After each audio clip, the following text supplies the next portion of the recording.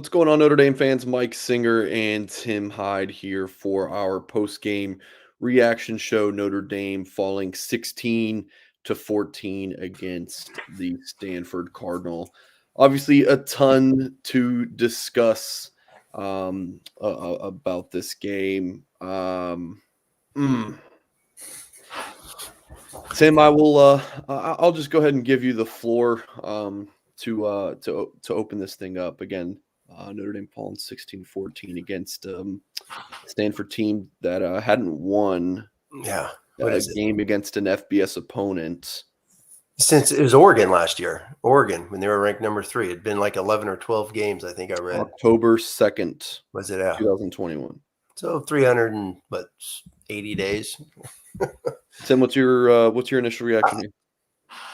Probably what everyone sitting here hanging out after this ball game is not stunned. I'm more like just absolutely upset, extremely disappointed, to be brutally honest with you. I can't believe Notre Dame lost this football game. Here's 2 games now.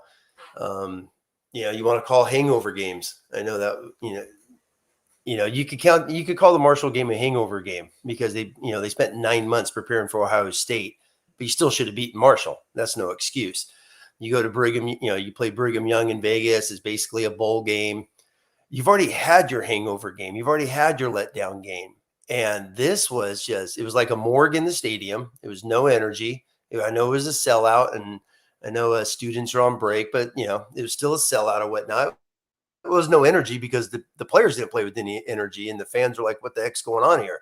We've won 3 in a row. Where's the mojo? And that was just gone. It was just an embarrassing loss. I mean, what else can you say? You just lost to Stanford, who their only win is against Colgate.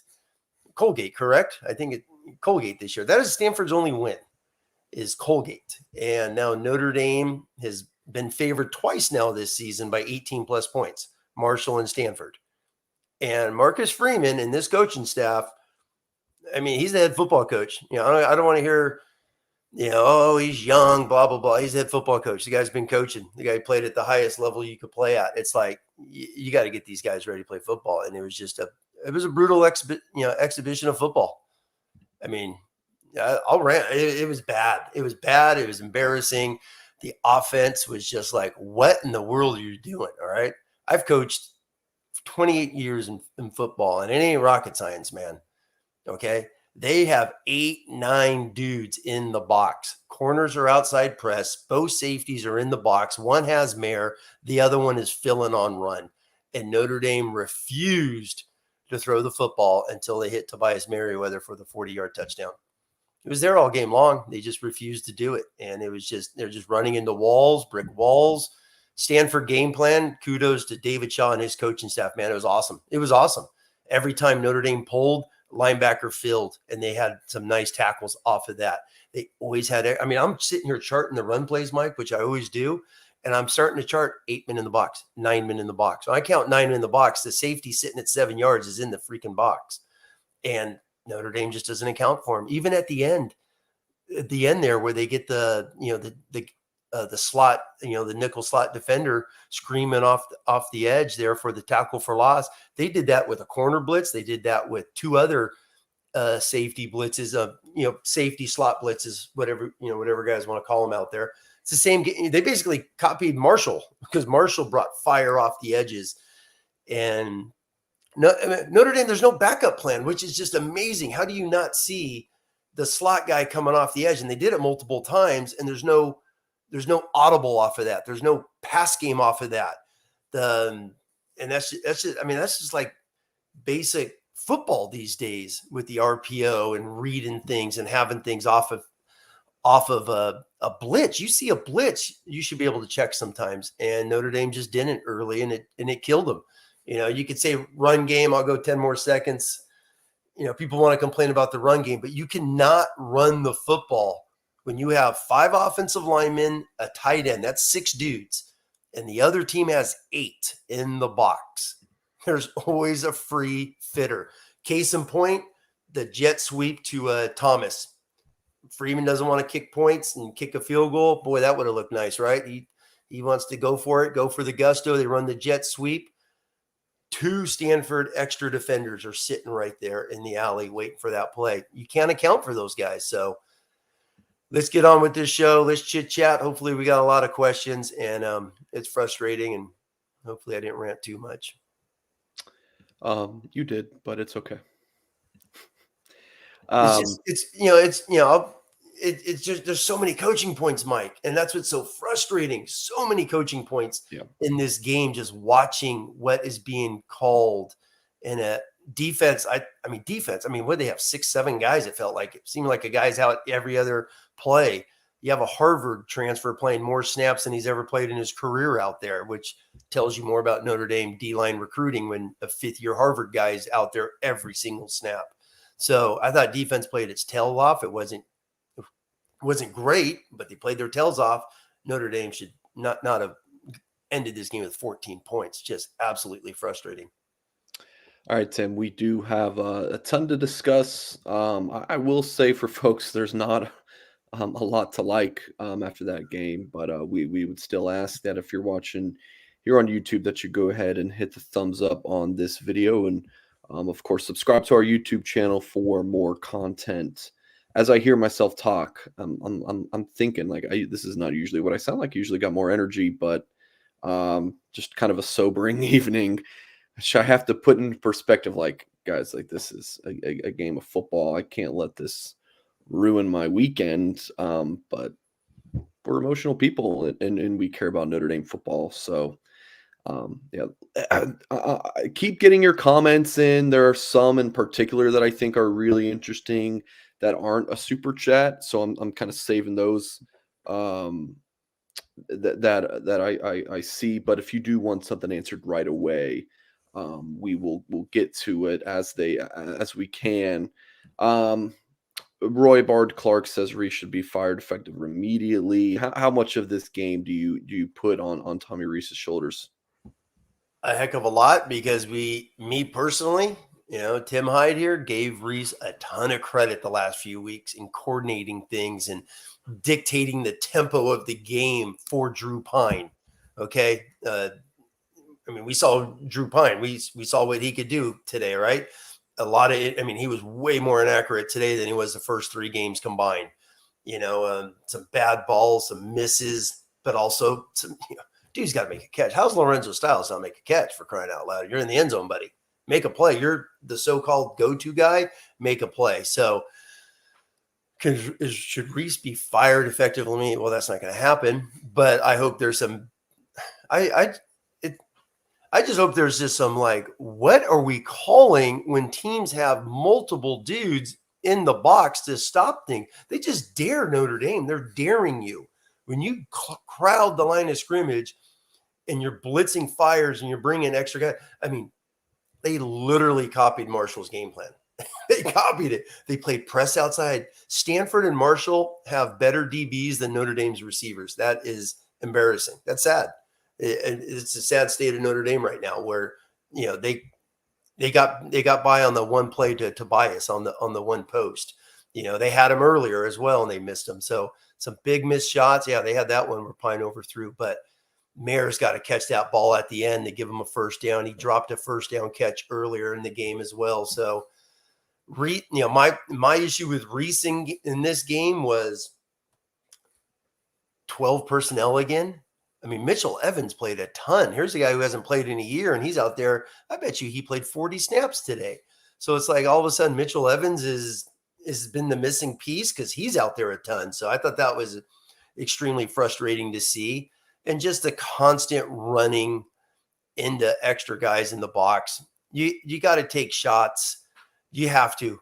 I mean, this is college football. This is the way it is. Teams are going to play man outside and just press you. You've got to take shots. And when Notre Dame doesn't take shots, defenses are not going to respect them whatsoever. And we're going to see that. Syracuse is great, top 10 in the country in D. Clemson, Notre Dame may not get off the ball against Clemson. That's how good those dudes are up front. So it's frustrating. I don't think he's going to get fired, but it was a frustrating night to watch for sure. I'm so offended. It says, where do we go from here? What's the answer? I mean, think that's kind of the point of the show today is Yeah. to tackle this question. Where do you go from here? Well, you get a reeling. I mean, UNLV is obviously not a very good football team. And then, I mean, good God, Syracuse. I know they beat NC State today, who's without No Devin quarterback. O'Leary. He's out for the year, but Yeah. still, that's an undefeated team. You're going there, and then Clemson. So, Tim, it's like I know.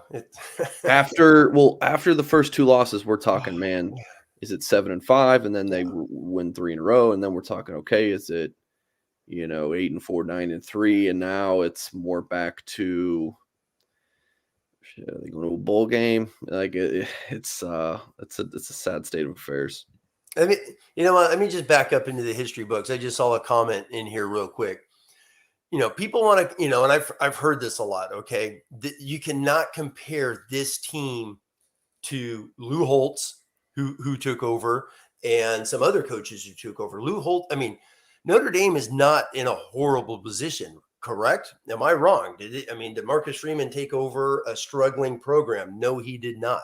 He took over a program that's used to winning. And I keep seeing, I just saw it in the message board. Well, Lou Holtz, had a losing record his first year. Yeah, he took over for a high school football coach named Jerry Faust, who left the program in shambles. But Notre Dame went out and hired an experienced guy. Bob Davie took over a program that was experienced. Charlie Weiss took over a brutal program, and he didn't make it. Brian Kelly took over the Davie, Willingham, Charlie Weiss years, and Brian Kelly got it to where as far as he could go. All right. So, it's frustrating because I know people want to sit here and keep loving Freeman and giving him, oh, he's an internship. Oh, we got to let him learn on the job. Dude, this is Notre Dame football, man. You do not go 3-3 when you start the season, preseason number 5. And you should not have two of your losses. Once again, Ohio State, we totally get that. But they have 2 losses, guys, to teams they are favored by 3 touchdowns, 18 plus points. Okay, that's 3 touchdowns. Missed a couple field goals there, or PATs. That's inexcusable. So it's frustrating. I'm sorry. I just saw that in the message board, and I keep seeing that. And people talk about that on Twitter and the message boards and all that. This is a different world than 1986, people. Completely different world, completely different culture. Once again, Jack Swarbrick hired Marcus Freeman to keep the culture going. That was his direct quote. So if the culture needs to keep going, where's it going to after you're 3-3 with that schedule Mike just showed right now? 7-5 is a godsend, correct? I think you said that August 31st, Mike, if the worst case scenario, correct? And I think we're going to hit that worst case scenario, my friend. All right, so we got about 1, 2, 3, 4, 5, 6 super chats. So we're gonna have to 30 seconds sound bites. Our pace a little bit. Starting 3 says, "What's with all the articles leading up to this game about how many turnovers and when Angeli will play an upcoming blowout?" That was certainly the hope that Notre Dame would cruise past Stanford and Angeli would play. I mean. Yeah, that's what happens when you're 18-point favorites and people still want to, you want to talk about all the young guys. Well, hey, are you going to get so-and-so in? You got to win the damn football game. You got to win the football game, and that didn't happen. So I think talk of that is going by the wayside. Yeah, I mean, I appreciate the super chat. It's an article. There were the great writers at Blue and Gold are talking about Notre Dame coming off 3 great wins. I mean, seriously, 3 big wins. All right, offense clicking, defense holding teams under their averages, doing what they need to do to win the football games. And you're an 18-point favorite against a team that hasn't won a Power 5 game since October 2nd. So, yeah, they're going to talk about getting some other dudes in the game. Milton Fan 15 says, maybe worst called game I've seen. Scan offense momentum killer. What do you think about that, Tim? Yeah, I know the scan offense has been getting all the hubbub. I mean, it's just audibles on the line. It's a check with me. It's what Chip Kelly made famous, at Oregon, and before him, Rich Rod, when he got it rolling at Tulane back in the day. It's a check with me offense. You call it scan, you call it whatever. It's check with me. Get on the line. You check with me. I'm going to call a play.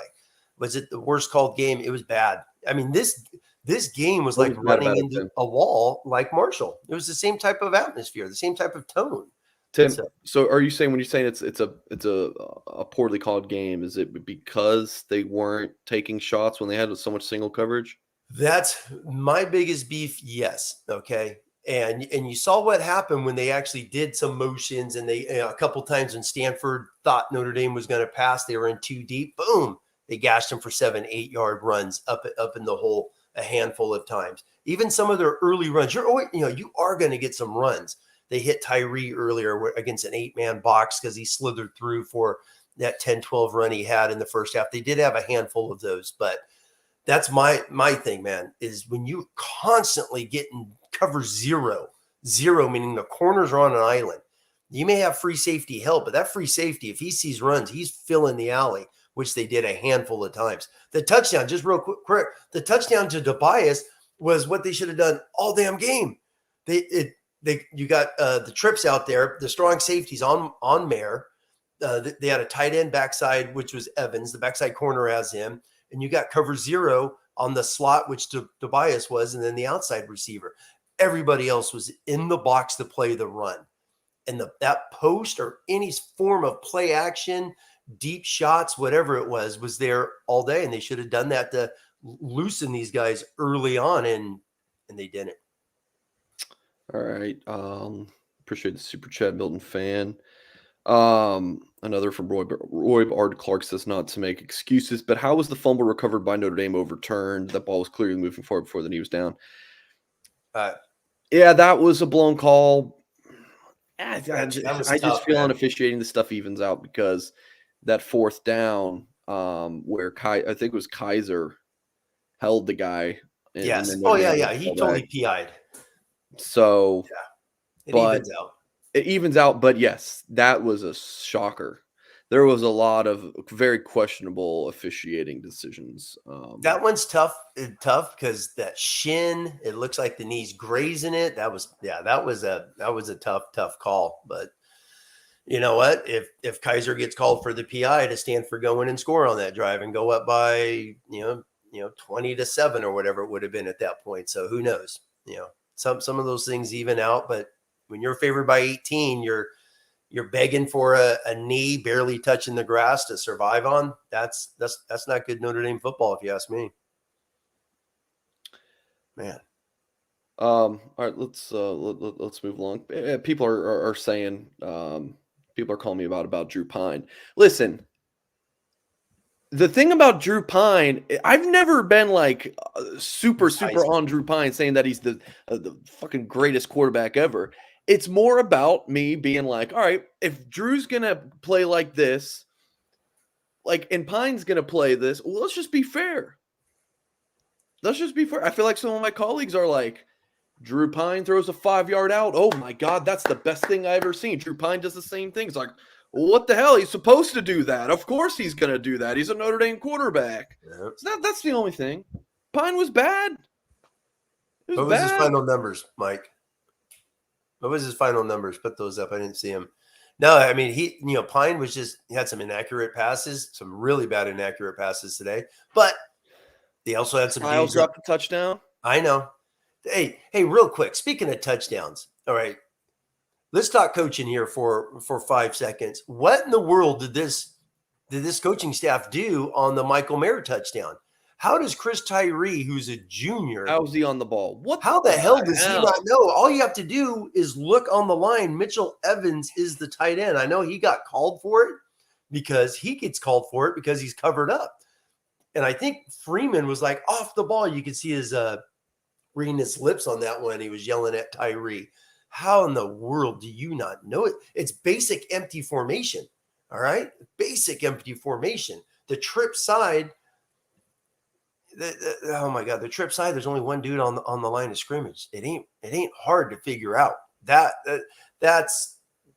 is just brutal. Is that coaching? Freeman always talks about, oh, we got to coach better. We got to do all this stuff. Then what in the world are you guys doing? Because when you call plays in a game, those things have been run Tuesdays, on Wednesdays, your final script. especially at Notre Dame on night games. I'm sure they're doing the same thing Brian Kelly did, where they do walkthroughs in the morning with breakfast and things of that nature. So you're scripting these things, and they went empty a bunch. So that is an absolute joke of a coaching job right there. Look, people are in the YouTube or comments are saying, "Oh, Pine's fine. It's the coaches." No, they're the opposite.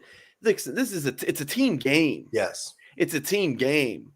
Look, we know that Pine is not a God-given Trevor Lawrence at quarterback. Like he's just he's not like he's getting all these passes batted down. It's like what can the guy do? He's 5'10", 5'11". Like what do you want him to throw on his tippy toes? So there's just natural limitations he has. So he needs people around him to really step up. Yes. So he can play his best game. That didn't happen. I think the running game was fairly inconsistent. For me, it just keeps going back to counting the numbers in the box. That's just standard football these days. You count the numbers in the box. If they got too many dudes, don't run the damn football. All right. Josh Anderson, why not go with Angeli and see what he has? Clearly, this season is 6-6 or 7-5, so it's time to see what the quarterback room has. What do you think? Yeah, you like that 30-second pause there from both of us. I mean, no, I hear you. I mean, it's the same thing. Heck, who knows, right? Everyone's been clamoring for Tobias, and he scores tonight, right? So put in Jelly, and he gets 3 touchdowns next week. But yeah, I don't think that's going to happen because Pine is third year in the program. They're just going to keep playing with him. He had a bad day because he missed some easy passes. Some big time passes were dropped. I don't think in Jelly. I mean, once again, everyone's assuming, okay, assume you beat BYU, you got UNLV. I mean, this team ain't beating Clemson. I mean, USC is going to be a nightmare, right? Syracuse, it comes down with the Syracuse game for 7-5 and to play in the Mayo Bowl or whatever the heck that is. So, yeah, if Angeli gets in, sure, why not? But I don't think it's a priority. I think they need to play the best quarterback, and they believe it's Drew Pine, and he was really off today. What do you have? A couple bat downs at the line. Stanford did a great job. Their D linemen, as soon as they didn't get a rush, they just put their hands up. The hell of it. Those dudes coach, man. People want to rip on David Shaw. That guy's won a lot of football games. He knows what he's doing.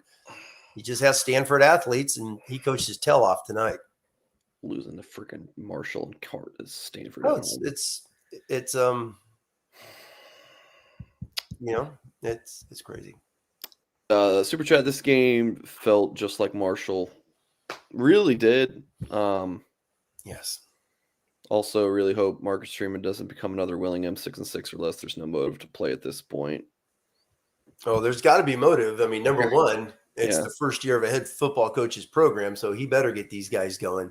And the whole I mean, Mike Goolsby, you'll talk with Ghouls tomorrow night. I mean, Goolsby was on the iconic 0-2 team that was good as hell, and that was outstanding. He had his next 2 years got bad. So, yeah, you don't want to start off bad. Weiss started his first 2 and then went downhill. But, the Freeman thing, man, you don't want to start getting that. I mean, let's just say it. First-time head football coach at Notre Dame. These are the things that happen. If this starts to roll downhill, then you're going to be in another big cycle 5 years from now. And, so he needs to figure out what's up pretty quick. Yeah, another question. Appreciate all the super chats, everybody. Eric says, give Angeli some playing time against UNLV, maybe not start, but at least a drive, see what he's got.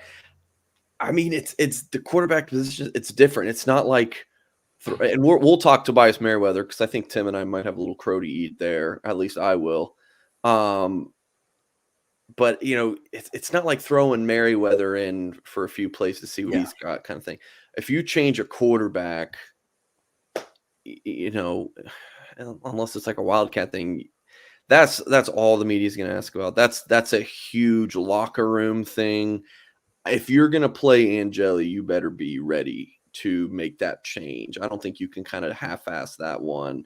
Yeah, Eric, just a package, but I mean, Steve Angeli, when he was a high school recruit, my comp for him was Drew Pine, but 3 inches taller. So it's not like you're changing out a a Jack Cohn for a Tyler Buckner. Yeah. But I don't know. Maybe they still do throw him in there to see, but yeah, I don't see it. What do you think, Tim? Win the damn game. I mean, who's ever in there at quarterback, just win the game. I don't. Yeah, I don't.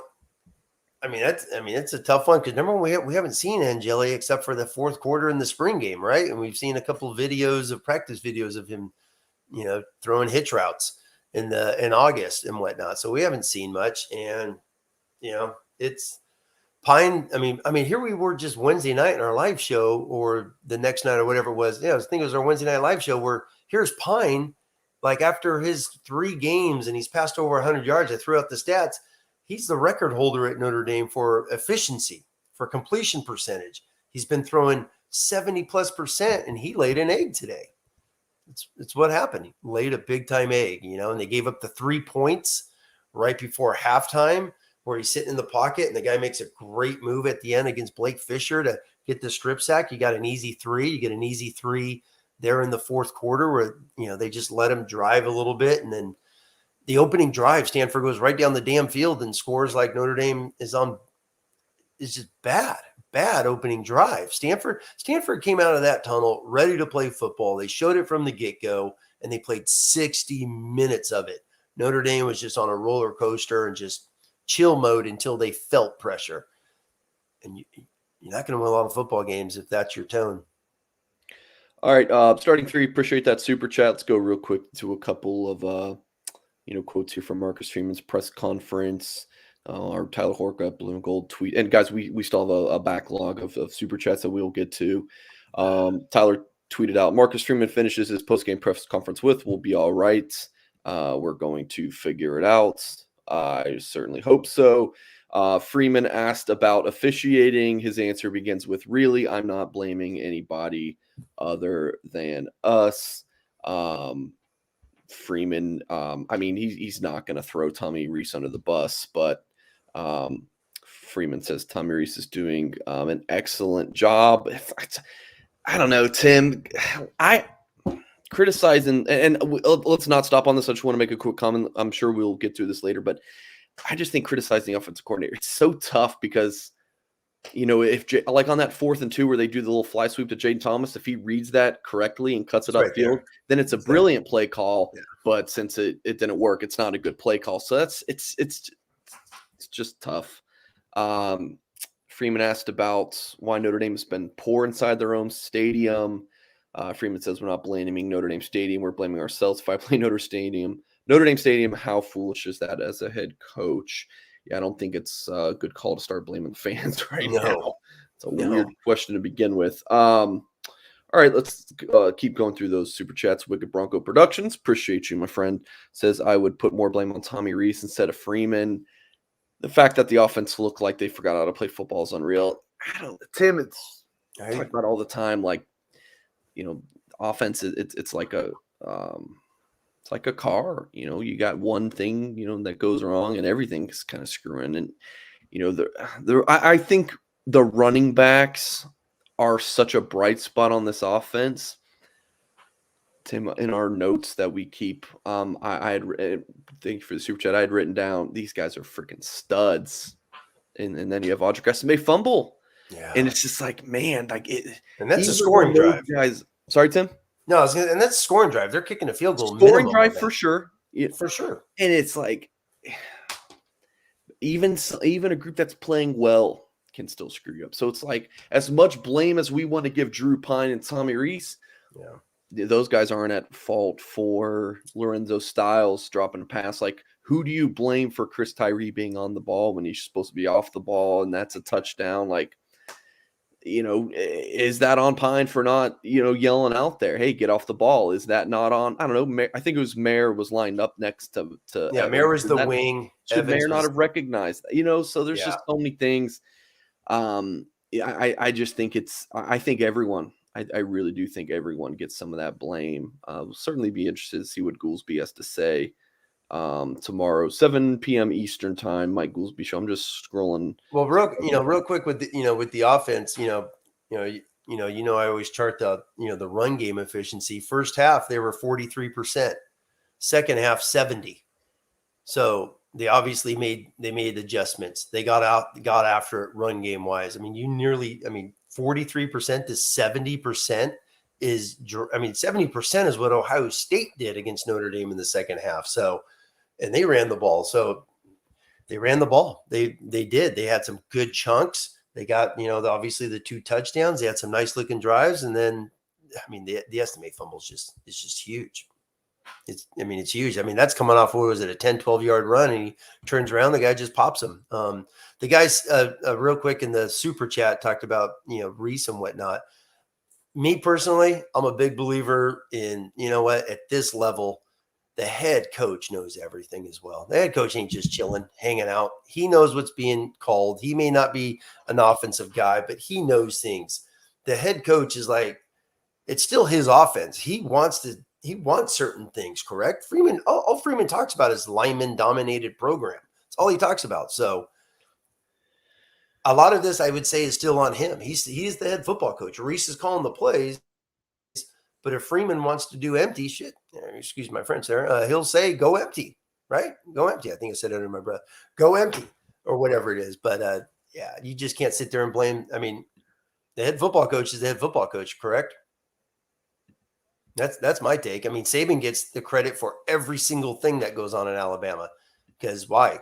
He's the head football coach. Look at all the head coaches that have been getting fired already this season, correct?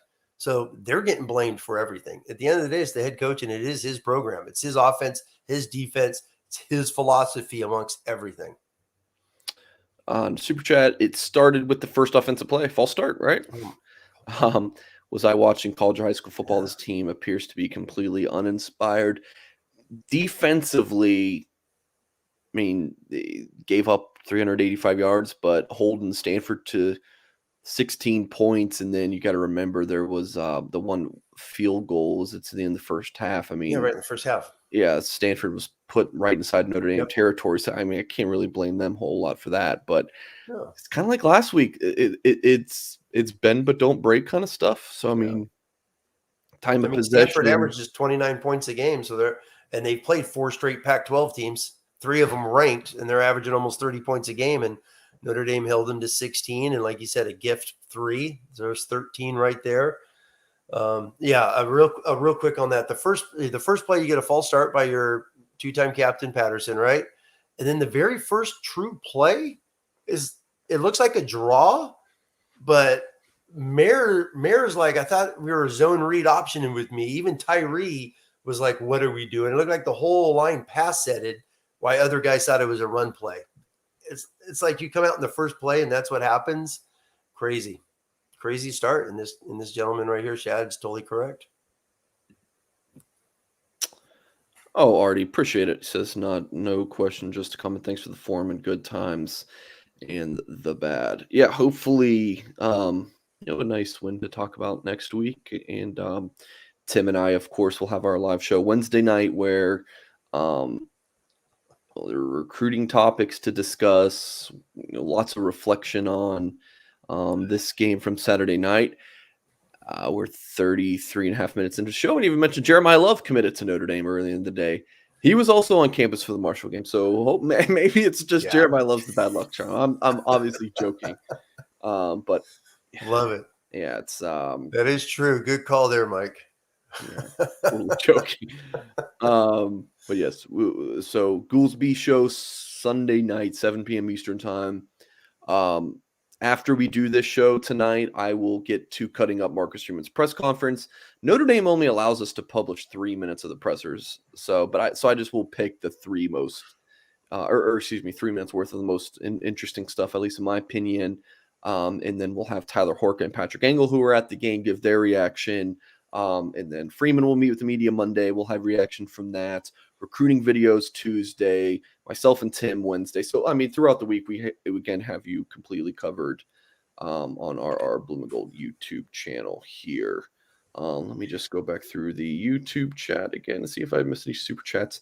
Okay, still going through them. We got 10 euros. Michael, appreciate the. So if you're out in Europe, that's what, 5 hours, 6 hours ahead. So that's a dedicated man right there. Dedicated man. Michael, definitely appreciate the super chat. It says most embarrassing first half in years. Why is it not possible? Oh, he does say greetings from Germany. Okay. Oh, great. There you go. There you go. Appreciate it. Why is it not possible to get a quarterback in years? That's at least a third round draft pick. Tim, last year you were doing these live shows with Greg Ladkey. Ladkey texted me and he texted me his tweet. We miss Greg. Greg tweeted, I rarely post see my history. The fact that Notre Dame football can't recruit a quarterback that can attack the field with his arm strength is ridiculous. I filmed high school quarterbacks for 16 years, many options. Stanford always has one. Why not the Irish? That's enough. Yeah. So Greg and Michael kind of on the same page here. I mean, this is one where I don't know how you don't blame Reese, for the quarterback room and the position that it's in. And when you look at Buckner last year, when he was tasked to throw, and he was a true freshman, so I don't want to put too much on it, but from the times he's had to throw the ball downfield, I don't think it was very consistently good. Pine, when given the time and it's in that 30 to 40 yard range, he can really connect. Definitely, we saw with Tobias Meriweather, that ball I thought was nice. But yeah, it's just it's not good. And yeah, that was a terrible first half. To be shut out against a team that's as poor run defensively as Stanford was terrible. Yeah, they came in the game giving up over 200 yards a game rushing. They're 111th in rushing defense, and they just sold out today. That's what they did. They just sold out and dared Tommy Reese, Marcus Freeman, Drew Pine to beat them. That's what it was. They gave it to him on a silver platter on what to do, and they just kept banging their heads against the wall. What was Notre Dame on? And I talked the other day. Notre Dame third down offense has been lights out the last 3 games. 3 for 12. That was one of your key to games. That was one of my keys because Stanford is Stanford's one of the better teams. They're only giving up 38% a game, and boom, there you are right there. Kicked butt on third down, but that was some of the drops as well, and just frustrating all around. Yeah, bad first half, just no rhythm. I know. Jason Garrett, listening to him today, we always want to talk about the three-headed monster. Audric Estime, I don't think got a carry. I mean, you have the carry charts. I know you have, Mike, but it seemed like he didn't even show up till the second quarter again. I don't know why. I love that guy, man. He gets the ball. That guy goes downhill 1,000 miles an hour. And it's just like extreme, frustrating how he doesn't get more touches. Yeah. It seems like I messed this up. Let's see. I mean, just the rhythm. It's just like, we got to be. It's just crazy. I'm going to go back with the offense, which I made something earlier. It's like I don't understand the whole Mitchell Evans thing again. They've been in 11 personnel the last 2 weeks exclusively. The only time they've gone with 12 was when Raritan or stays, and it's certain little package. At the end of the game, they're going, basically doubles, 2x2 look, trips, and Evans is one of the guys out there. No extra wide receivers, which is just extremely frustrating once again, where just Notre Dame, just the wide receiver room is just I mean, they're going 4 wides with 2 tight ends. So why isn't one of the wide receivers out there? I don't know. The last play of the game. People want to talk about, bad coaching. Even if Thomas catches that little hitch route there, he's a yard short of the first down. So they don't even get the damn first down on fourth down. If he catches the ball, it's short. So, man, that was frustrating to see that last play. One big positive from the Knights. Love Tim's shirt and tie combo. Most of my ties are red, so I have a purple one just like that with the little purple stripes. I almost had it on, and would have jinxed it or something, right? Yeah, at least we look fly. Artie with another super chat says, please give Michael X our best. We are jealous we can't be there for Oktoberfest. Yeah. Yep. Cheers from the States. Cheers. Michael, I don't know if you're a European soccer fan, football fan, but hope you're enjoying Sadio Mane with your Bayern Munich team out there. If you're a Bayern fan, okay. Yeah. No, go ahead. all these another super chat here. All these comments early on that Kelly was holding Tommy back. See, that's just one of those like That was things talking that we just points. got to make up and people Yeah, run with it. I mean, yeah. from There, what we've seen, is it more likely that Tommy can't run an offense without Brian Kelly? the last 3 weeks, they ran an offense was efficient and aggressive, spreading people out, running the ball down your throat. Dinkin and Duncan would need be spreading. I mean, they spread people out more the last couple weeks. Today, man, they just really. I mean, is it just like, hey, we're in Notre Dame Stadium, we're gonna just play Smash Mouth? Is that just the mindset? Yeah, I don't get it. I mean, I'm thinking back to. I mean, I keep thinking of the corner. They corner blitz twice. One, they got the TFL, and the other one, the guys in trail position on Lindsey on the Lindsey reverse and catches Lindsey from behind. And Lindsey's this track guy, and he gets caught from behind on a reverse. That was really frustrating there. I mean, Stanford played his tails off, is what they did, even on offense. I thought that the defense. Can't wait to have Mike talk about the defensive tackling was atrocious today. Yeah, it was. I counted 10 missed tackles, just pure misfits in the first half alone. Ramon Henderson started, by the way, the game at nickel. It was not good at all. Morrison missed probably 5-6 easy tackles and got attacked a bunch in the pass game as well. So some bad nights at certain things. I know you hold them to 16 points, but man, they sure did move the ball sometimes, didn't they? With some ease and just, I mean, they did Dinkin and Duncan, which Notre Dame's had success on recently. Michael XX and drops another super chat. Another lost night. Appreciate that. Our friend from Germany. We had a super chat from Theodore. I did not see a question, so if you have one, please go ahead and drop it. And I'll pop it on the screen. If you're still with us, Craig says, if we finish 6-6 or worse, do you see Freeman fired? No. Especially if we get blown out by Syracuse, Clemson, USC. Hard to see him getting canned unless, I don't know, Tim, they go through, unless they lose out, I just don't, I don't know. It's your first year. Notre Dame's not going to do that to a first-year football coach. They're not going to do that. It's, it would be absolutely unreal if that happened. But no, they're not going to get rid of him this first year. I think there's definitely going to be, there's a Jack Swarbrick was on the sideline, and I texted you guys like, what's he thinking right now, right? Because you just go back to the press conference when the hiring was. But you know what? There was such, when Brian Kelly left, man, it was, I mean, Mike, it was instant. Oh, it's going to be Marcus Freeman instantly. And everyone jumped on the bandwagon. The players did. The administration did. Everyone jumped on that bad boy and just rode it ever since. And now Notre Dame's 3-3. And it's, wow. I don't think anyone would have expected this, especially the Marshall and the Stanford. That's just, it's unreal. It really is. So, yeah, no one's going to get fired. Yeah, they're not going to get fired. Will there be some staff changes? If you go 6-6 at Notre Dame, there's got to be a little bit of thinking. So who knows? Have to. Oh yeah. I mean, there's going to be some changes. The whole roster is this. Did Notre Dame get by? I know that was brought up before because, we made the comments about last year's season, the nail biter with Toledo and lose to Marshall and FSU. And, some of the games last year, Notre Dame was a couple plays away from being 7-5 last year, but they won those damn games. And that was the culture that had been built since 2017 to win these things. And now it's not there. If you ever just see me randomly start chuckling when What's Tim's talking, it's because I'm reading the comments. What do we have? I love some stuff. I'm done listening to you all experts. Reese needs to go, but the name of the YouTube commenter is BVG should be coach. So there you go.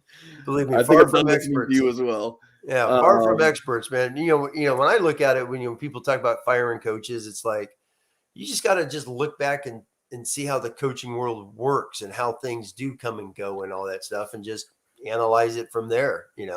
Is Reese going to get gone if they go 6-6?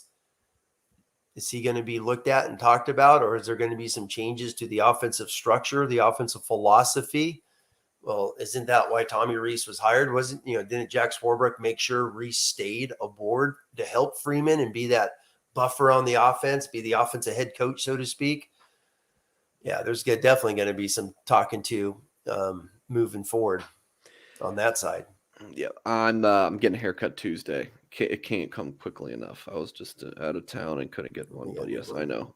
I took a nap before the game because I knew this was going to be a very late night and didn't look in the mirror before the show. So yeah, I thought we'd be enjoying a nice little butt kicking and whatnot, slinging the ball around, and Stanford came out inspired. I mean, seriously. I mean, Coach Shaw, as much you want to say with Notre Dame, Stanford played their tails off and they played physical football. Notre Dame, but that goes back to coaching. How did this Notre Dame coaching staff, led by the head football coach, come out flat, uninspired?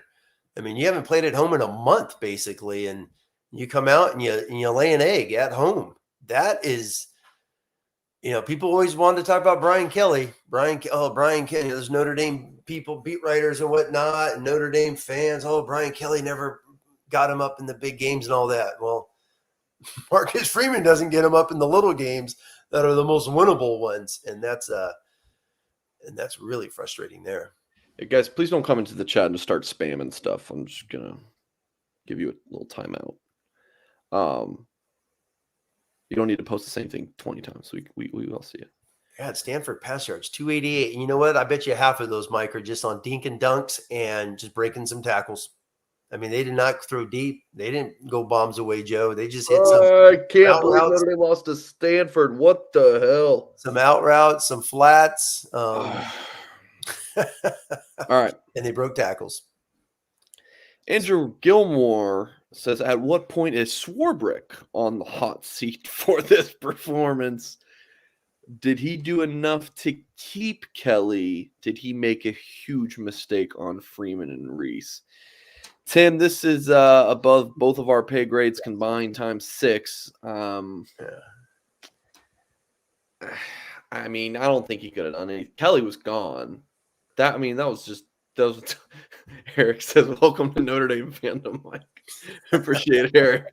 But I mean, Kelly was gone. Did he make a huge mistake on Freeman and Rees? We need we'll find out in 5 years, because I mean, whatever the time frame is, we'll find out. But yeah, I don't think Father Jenkins is going to be firing Dr. Jack Swarbrick. I think he's one of the most powerful guys in college football. All you have to do is read about the playoffs and the respect and how he just dominates all this stuff. And he's not going anywhere. Did he do enough to keep Kelly? Brian Kelly was there for 12 years. I said this comment way back when me, Singer, and Ladkey and Goolsby did a show. My wife is a Notre Dame alum. When Brian Kelly left, she was like, yeah, he did 12 years, didn't win a title. Good luck to you. Move on. You had your time. You had your chance. So he was there 12 years. Oh my God. I do not want to read the comments because you're laughing too much. Did he make a huge mistake? That's going to be hindsight. All right, folks, just making me laugh in the chat. Just keep it coming. We need some good chuckles. Take away their cell phones. That's a great way to motivate kids. Yeah, motivate kids. And Eric says, "Fire the Pope." So, there you go. Okay, Andrew, definitely appreciate the super chat. I mean, that's it. It's a very tough questions to answer, other than did he do enough to keep Kelly? Which I don't think there was anything to do there, and I don't really, I don't think we need to start having hindsight on, Brian Kelly, because he's more of the enemy right now rather than a beloved figure. Maybe in 20 years, something like that, but not right now. Gene Brown, appreciate the 20. Says the team felt flat all night. This is an entire team and coaching staff letdown, but all in all, the staff needs to help the team not overlook any opposition, especially when we are only 4-2. Could have been 4-2, you mean? Yeah. Just unbelievable. And Marcus Freeman, Yep. Let's see if I can find the tweet. Freeman was asked about this kind of. Here we go. I think this is it. Notre Dame head coach Marcus Freeman starts his press conference with, "This one is disappointing." No, that's not the quote. Let's see if I can't find it. Yeah, He was thanks, asked Coach about if they Freeman. Yeah. overlooked. Oh, okay. I'm sorry. Here it is. What do we got? Marcus Freeman is asked about if they overlooked Stanford. No, no, no. That is not why we lost. Well, then where was the energy? Where was the I intensity? don't know Where what else was I was the? going to say. But Tim, any thoughts on the super chat? Appreciate it, Gene. No, it's what I said earlier. It was flat. It was not energetic. They didn't have any mojo. A couple look in the eyes. It looked like guys were trying to go through the motions, and they had their flat game. They had their hangover game, and that should not have been this week. Not when you start this season 0-2. You're in a massive uphill climb, and when you're at Notre Dame, you got to win games, and there should not been just overlooking. I don't want to say they were overlooking. I'm sure they prepared, they worked their tails off and whatnot. They just didn't play good football. There's some dudes out there just not making good football players. There's some guys out there just running around. There's some guys on this team that we haven't called their names like all season yet. They're playing all the time, so it's just not a good football team tonight. And Stanford deserved this win. They took it to Notre Dame, and Notre Dame's coaches did not make any adjustments to take advantage of things. They kept running what was Stanford's average? Just average per rush is like, what was that on the stats? Because they kept just hitting these little dink and dunk run plays just nonstop sometimes. And it's like Stanford's missing 2 offensive line starters, and we're just able to gash Notre Dame at times. But that's been the story a handful, with the linebackers. Now, I texted Mike Goolsby like, "Oh, you're going to love watching this replay," because there's some plays where not one linebacker fills at all, and they're running just straight inside zone, and they're trying to read stuff and sit back and relax. So extremely frustrating. Okay, super chat. I think there's one from Theodore that I missed earlier. And if you have something, I still haven't seen it coming from you. Same with Mark Washington. I'm looking, but I don't see any comment or question with your super chat. So I will be on the lookout for that. And post it a couple times if you need to. So just in case if I miss it again. But otherwise we will roll along. And I want to talk about Tobias Meriweather. Michael says, glad to see him involved. Should have seen him earlier in the year. Yes. Tim, our thought was, I will speak for you on this. It was just like, I think I actually made this exact point was you either have to trust the coaches that they don't think he's ready, or I did say, or the coaches are just dumb and they're just not playing the right guy. Oh, it's either they just made a bad call in not playing him, or Tobias really just picked things up. It has developed and grown and knows more of the playbook. Because the dude got 2 targets. One was a misfire by Drew Pine that would have been a touchdown, which I think Notre Dame still scored on that drive. And then there was the touchdown, the 41-yard. Which the post play. It was beautiful. Yeah. So do we need to eat some crow, Tim? me and you aren't making $1 million coaching there, so I don't know if we need to eat crow. But no, it's sometimes. It's only game 6, correct? The guy just showed up, in July, so it's taken them a while. Should he have been in earlier? Should they have done what they did today? Throw him some fades. Me and you have said, sure, why not?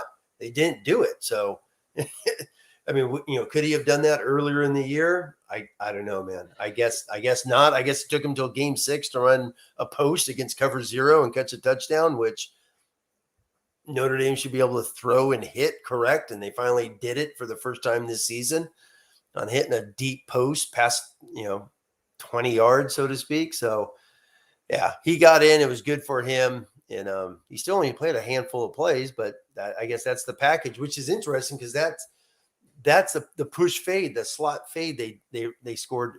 Thomas hit that against Brigham Young. They had it against Marshall, and Thomas didn't make the catch in the Marshall game when Buckner threw that in the first quarter. So it's been one of their staple plays all year, and it was good to see him in there, and hopefully he plays more. But that goes back to my point a couple minutes ago: is you're behind and you're going four wides, and one of your four wide receivers is Mitchell Evans, who's been out for a year. I don't understand that. Okay, moving along. Michael says, "Don't care about Oktoberfest or Bayern Munich.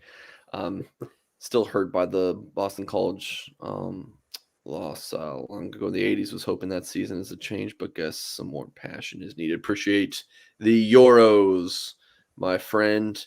Doc Demont, Mr. Food Lover, quite the name. Tim, do you think there is too much subbing players in and out? Yeah, I've said this for a month. Where's Isaiah Foskey? Where's number 7?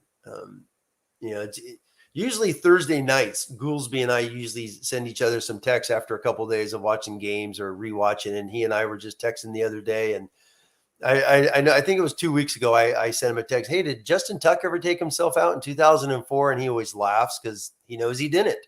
Yet Foskey plays. He rotates with Justin.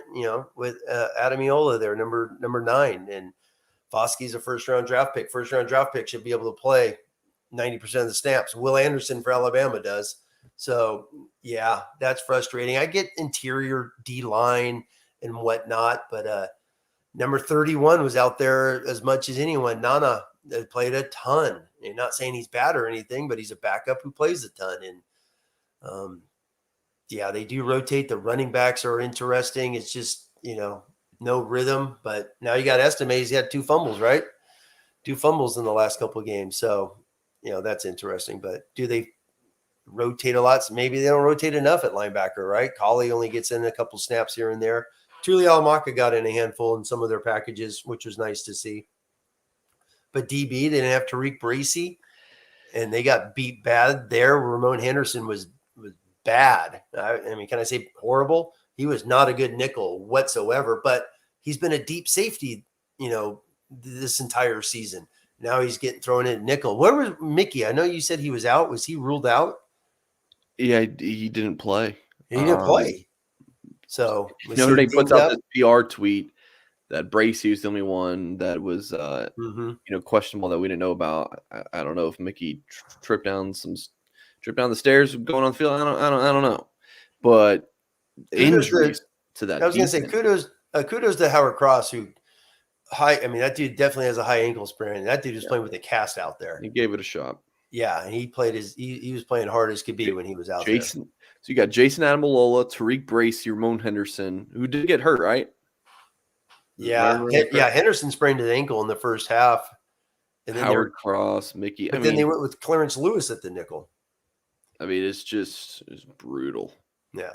I mean, there was one part, Mike, I actually wrote down on my notes right here. Their D line was Nana at the strong end, Smith, a Harvard graduate at nose, and then Rubio, who's a redshirt freshman, played like back-to-back drives. That was their D line out there. So it's like, ooh, you got to do some recruiting. All right. More super chats. So I think I got Mark, Dave, and Theodore. I'm still waiting on questions. I still haven't seen anything. So please, if you guys are still with us, and you have questions, go through super chats. Please drop them, and we'll get to them. Dennis asks, "What is our biggest problem?" Dennis, I don't know if $2 is going to get you, that 30-minute answer. You need to wine me and dine me a little bit before you're going to get that. Joking. But, sorry. Oh man, I just missed. We had a couple super chats from earlier tonight that I just scrolled past. I'm sorry. So, we'll get to Dennis. Then we got David Knight, another from Eric and Riley. So I apologize, guys, for missing those. But yes, Dennis asks, "What is our biggest problem?" Scoring points? Is that kind of that's too broad? Real easy. If you didn't watch the game today, go on YouTube and find the highlights of Alabama, Tennessee. The problem is you don't have a dude who could throw it and guys that could go catch it. Now, I know that was a shootout times 10, but man, and Alabama's got some freaks on defense, and that the Tennessee offense is electric. So what is our biggest problem? I mean, it's been what me personally for this season. The wide receivers are worse than we ever anticipated. It's really a down year, down some talent, some athletes out there. It's just you got no one, Tobias hit the one. Other than that, if you watch the NBC coverage tonight, you saw some. I mean, Stanford was just blanketing dudes. Michael Mayer was not even getting open. They were all over him. So our biggest issue is the thing I'll talk about, and tons of other people talk about, is just an elite gunslinger that puts the fear of God into you. And Hooker does that. I'm just using him as an example. I sat and watched that game. I hope my wife's at a wedding, and I hung out and with the kids, had that thing going. It's just. I mean, he's just electric.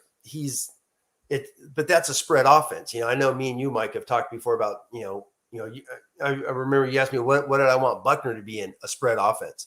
Put dude so far out there, you got to cover them, and if they can't cover them, Buckner scrambles, and guess what? Hendon Hooker does. He's going to scramble and go get yards. That's a true modern day spread offense, and Notre Dame doesn't have that. They'd rather sit in 12 and play 13 personnel and run the ball against 9-man boxes.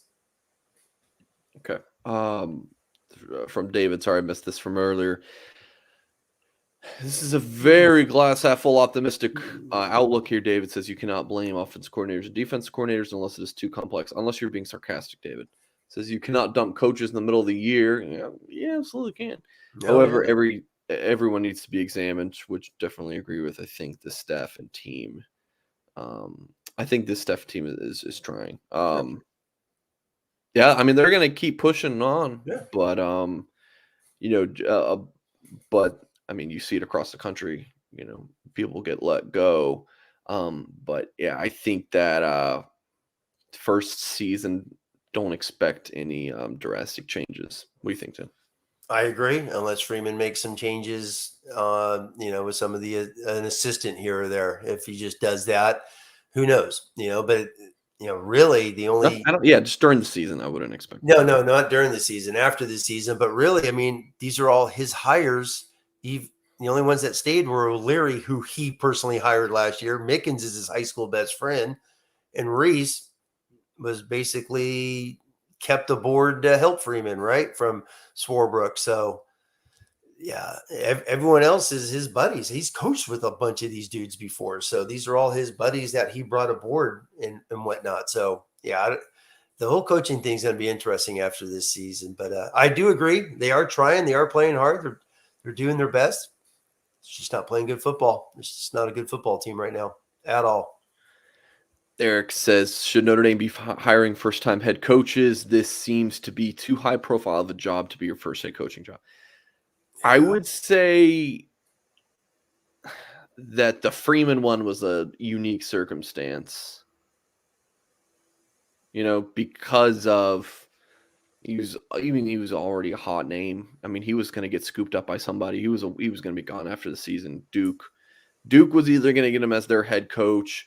Ohio State actually really wanted him as their defensive coordinator. So Freeman was either going to get Notre Dame's head coaching opening or be gone. And I think it was more than just the players wanted him, because the players always rally around whoever the interim is because they want that. They want that just the same. But the feeling was that, you kind of keep the culture, you keep the staff intact. Obviously, most of the staff ended up getting other jobs and left. And the recruiting upside with Freeman, I think, was probably his biggest plus. Tim, my understanding of Notre Dame and how this team is set up is that Tommy Rees is basically the head coach of the offense. So not only do you have a first-time head coach, you have like a first-time offensive head coach. Like, he has full control. Tommy Rees, I mean, look, Freeman's his boss, but at the end of the day, like, Rees can do what he wants offensively.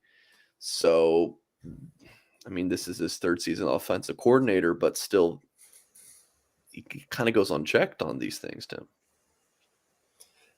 Yeah, I mean that might be something that has been said on the inside and all that, but I'm still a believer in if the head coach wants to do some things, go for it. And I keep, you know what, I listen to Marcus Freeman. I watch his press conference. I watch his show when they post it Thursday night that they do their that Notre Dame post, and they post all his Thursday comments afterwards.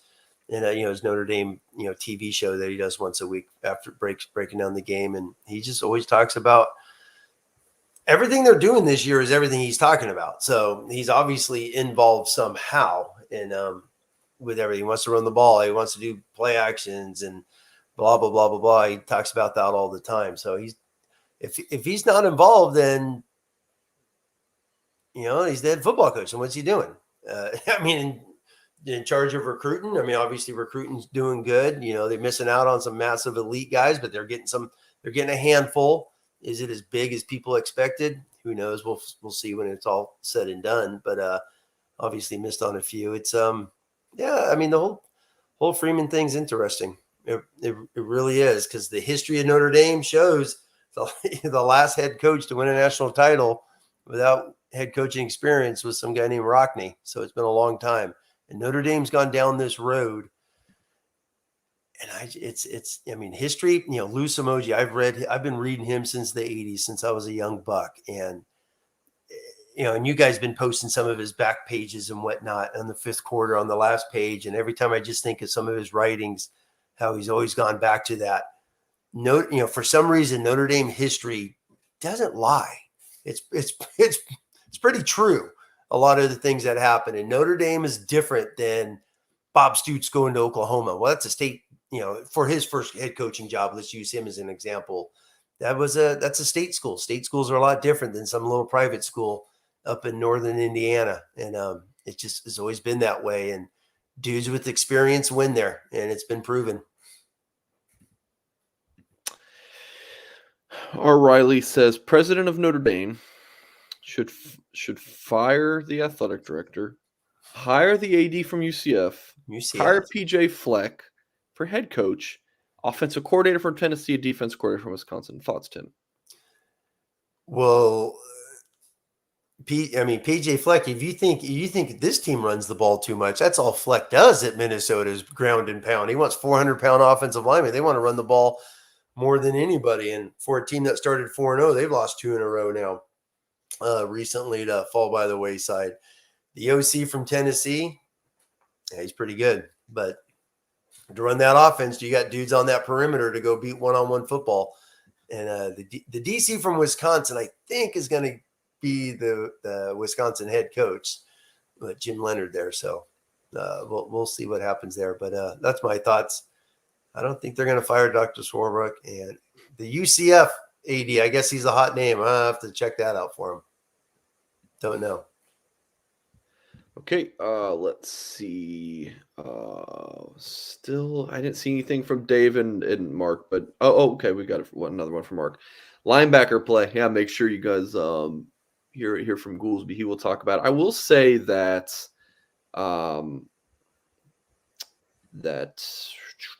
where JD Bertrand 13 tackles and a half sack. I thought that he was all over the place, but overall linebacker play has just not been great for Notre Dame this season. Says, why doesn't Freeman play his freshman on defense?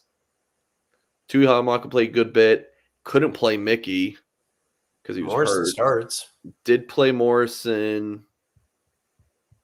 What other defensive guys do you want to play? Yeah, all the other ones have not been in the mix, and they're all basically all going to be red shirts from what it sounds like when looking at that rest of that class. Yeah. And then Mark says, like Tim said, we have guys missing gaps. Not only have guys missing gaps and tackles, got guys just missing the game. I mean, the interior defense line, Jacob Lacey, it's like, dude, you would be starting for sure. Like, you wouldn't have gone, but such is life. And he says, I love Drew Pine, but he still see the field. I mean, I talked about that earlier. It's like, dude, I don't know. I mean, you have short quarterbacks in the NFL, but it's just not as easy as being 6'4", seeing the ball. Well, he saw the field on the post of Meriweather because the O-line blocked their tail off and gave him all the time in the world, and he hit it. I mean, Pine came into this game, he's completing 70% 50+% of his passes the last 3 games. So they were off. They were off today. There's no other way to say it. It was a bad performance from the offense all around. Bad. Okie dokie. Sorry, I'm multitasking here.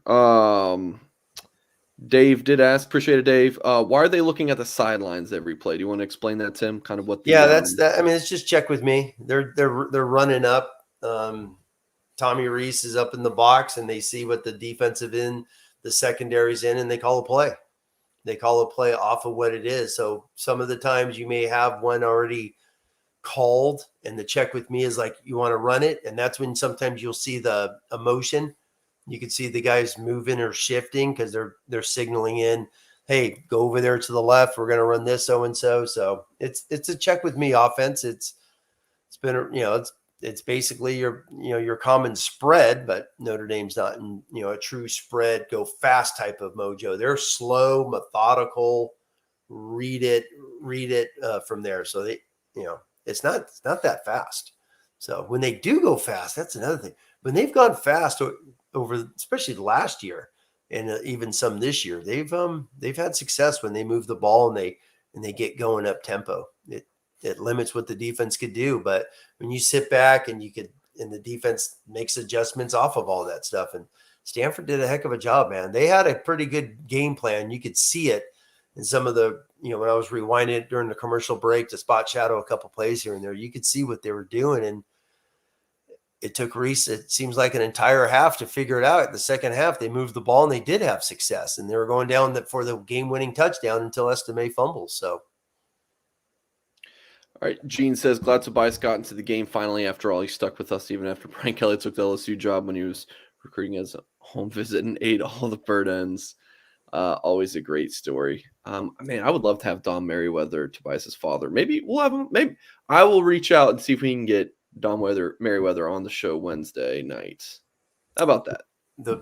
It's fun. You know what? I mentioned this a week or two ago with all the Tobias hype was more of the symbolism of Brian. Remember I mentioned this, the symbolism of Brian Kelly leaving, and he was just at Tobias's house and dad made barbecue and all that. And that's been a folklore, so to speak, ever since then, talking about that night and what they had for dinner and Mr. Meriweather going public and talking about all that. So I think that's a lot to do. I mean, obviously Tobias is very talented and heck of a football player, but a lot of that is that we want him to succeed because of the way Kelly just burnt him that night and or the whole program when he bailed. So interesting night that was, man. That was a fun live couple hour show we did that night. Yeah. All right, Tim. I think we're going to go ahead and wrap it up there, folks. Appreciate you. Stick around to the end. Make sure you go ahead and mark on your calendars Sunday night. That is October 17th, 7 p.m. Eastern time. Mike Goolsby will unload on this Notre Dame football team. He will have a ton to discuss, so please do make sure you check that out tomorrow. Go ahead and hit a thumbs up on this video if you like what you have heard, and please do subscribe to our YouTube channel so that you can hear and watch the rest of our videos as well. Appreciate you all for watching, and as always, we'll catch you next time.